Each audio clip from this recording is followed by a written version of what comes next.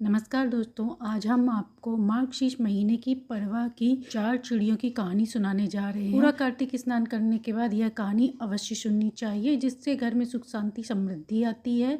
तभी नहाना पूर्ण माना जाता है। साथ ही जो लोग अपना नया घर बनवाना चाहते हैं वो भी ये कहानी सुन सकते हैं। उन्हें इस कहानी को सुनने से लाभ मिलता है। सबसे पहले चावल या आटे का घर बना सकते हैं। घर बड़ा छोटा अपने हिसाब से बना सकते हैं। यह घर बनाने से घर के मंदिर या आप मंदिर में भी बना सकते हैं। इसके बाद 4 या 5 दीपक जलाएं। घर के कमरे में हर एक में दीपक जला सकते हैं या कैंडल भी जला सकते हैं। यदि कोई कार्तिक नहाया है वह भी इसको कर सकता है, नहीं नहाया है तो भी कर सकता है। यदि घर में आपने चावल या आटे का घर बनाया है तो उस चावल को किसी को दान कर दें या फिर पक्षियों को भी खिला सकते हैं। कहानी सुनते हैं। पूनो नहाई पड़वा नहाई, पंचरत्न पंच तीरथ पंच भीकम नहाई, 1 टका मेरी घाट में सुनियो रगराई, आधे का लाई आंवला आधे की लाई राई, राई दामोदर आंवला जिसने सृष्टि रचाई, राजा के घर उतरा पुतली बन आई, 4 चक्कर 4 मक्खन 4 दिए की लो, मैं तुमसे पूछूं श्री कैसनी कब निस्तारा होए, जब निस्तारा होए कार्तिक का महीना तब आए,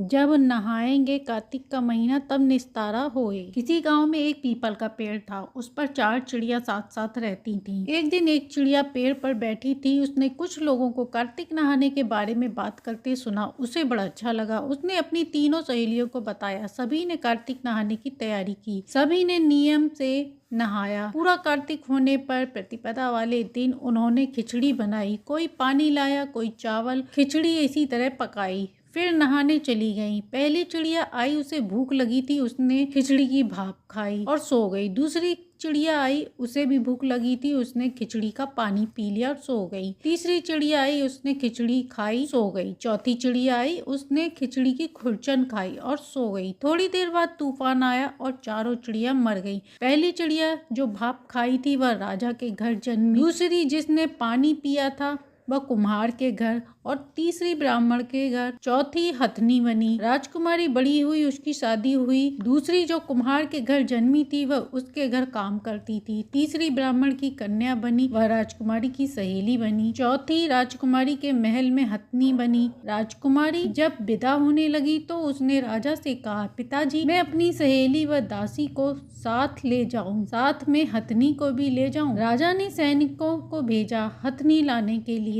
हथनी किसी से उठी नहीं। तब राजकुमारी ने उसके कान में पूर्व जन्म की बात बताई तो हथनी उठ गई। वहीं पर खड़ा राजकुमार सब देख रहा था। उसने राजकुमारी से पूछा तो राजकुमारी ने उसको सब बता दिया। तब राजकुमार ने कहा, कार्तिक नहाने का इतना बड़ा पुण्य होता है तो हम दोनों कार्तिक जोड़े से नहाएंगे। अगली बार कार्तिक आया और दोनों ने जोड़े से साथ में नहाया और दोनों को बैकुंठ की प्राप्ति हुई। तो ये थी परिवार के दिन सुनी जाने वाली कहानी। कहानी अच्छी लगी हो तो लाइक एंड सब्सक्राइब करें।